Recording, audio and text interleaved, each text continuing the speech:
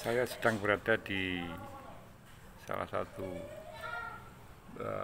rumah makan di kawasan Pengging, kawasan bersejarah di daerah Boyolali, Jawa Tengah. Sambil menunggu teman untuk datang menemani makan sekaligus membayari. Karena kalau saya sendiri ke sini tidak kuat untuk bayar sendiri.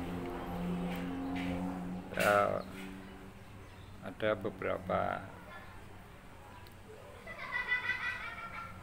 permintaan untuk mencoba ngobrol lebih jauh tentang apa yang terjadi di MK ya, Mahkamah Konstitusi.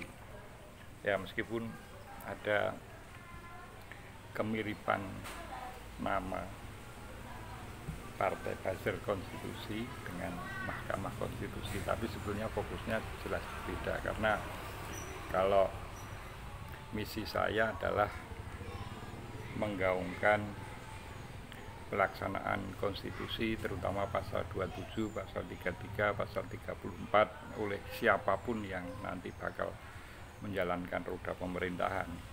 Sementara apa yang sekarang terjadi di konstitusi, di Mahkamah Konstitusi itu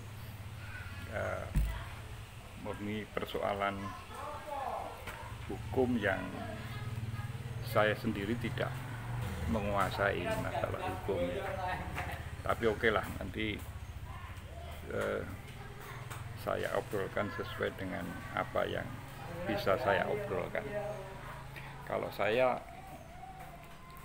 alur berpikirnya sederhana saja. Jadi produk hukum itu adalah ibarat aliran sungai, itu hilirnya itu adalah produk hukum dengan berbagai persoalan penafsiran, dinamika yang berkembang, kemudian juga diwarnai oleh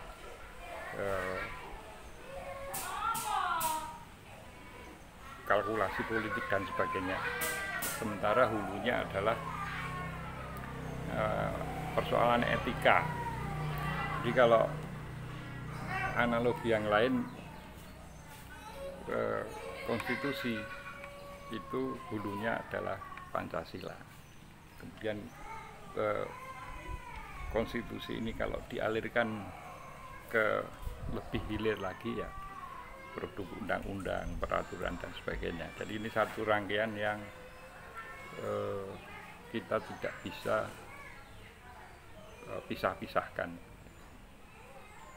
Nah, apa yang terjadi di MK, meskipun pada episode sebelumnya saya hanya bisa berharap bahwa biarkan nanti tembok Mahkamah Konstitusi itu merekam peristiwa, kejadian yang kemudian nanti biar direspon alam untuk terbuka tabirnya.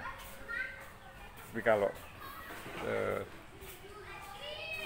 terpaksa harus ngobrol tentang itu ya nggak masalah, toh itu sudah menjadi konsumsi publik apa yang terjadi di MK. Jadi itu diomongkan oleh siapapun, bahkan orang yang tidak paham hukum. Yaitu konsekuensi dari era keterbukaan semacam itu, baik yang pro maupun yang kontra, itu hal yang biasa ya. Cuma saya sekedar mengingatkan kembali bahwa siapapun, motivasi politik apapun, warna partai apapun, yang namanya produk hukum itu tidak bisa lepas dari persoalan etika. Kalau etika itu tidak bisa dioperasionalkan dalam bentuk peraturan dan sebagainya, maka produk hukumlah yang menerjemahkan itu. Sehingga meskipun kadang-kadang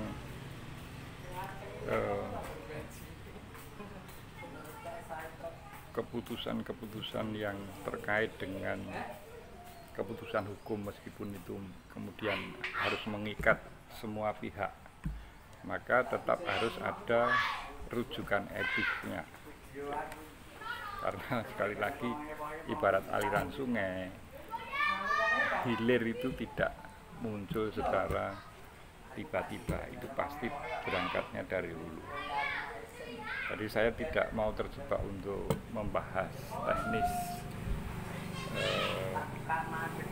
bagaimana sebenarnya yang terjadi di MK, karena itu sudah dibahas oleh banyak ahli hukum, ahli tata negara, ahli politik. Bagian saya hanya mengingatkan kepada semua pihak untuk kembali ke konstitusi, yang itu merupakan warisan para pendiri bangsa. Salam konstitusi.